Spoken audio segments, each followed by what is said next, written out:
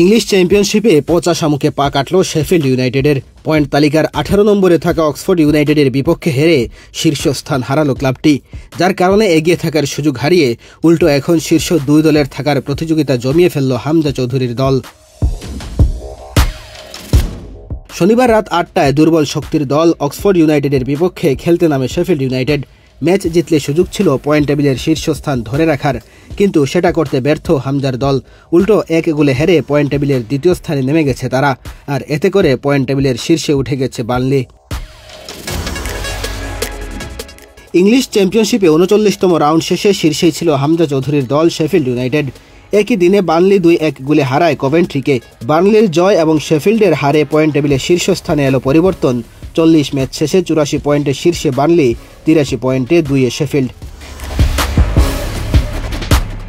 শেফিল্ডের হয়ে শুরুর একাদশেই মাঠে নেমেছিলেন বাংলাদেশের ডিফেন্সিভ মিডফিল্ডার হামজা চৌধুরী।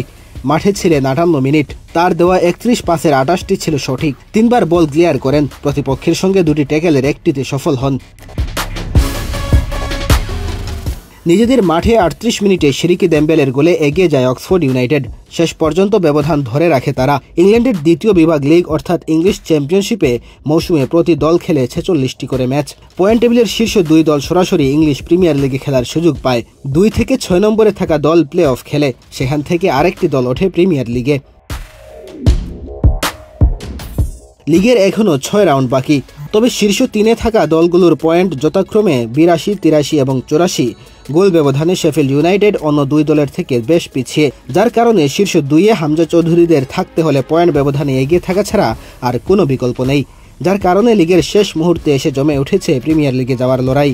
শেষ পর্যন্ত হামজা চৌধুরীর শেফিল্ড ইউনাইটেড প্রিমিয়ার লিগে যেতে পারে কিনা সেটি দেখার বিষয়।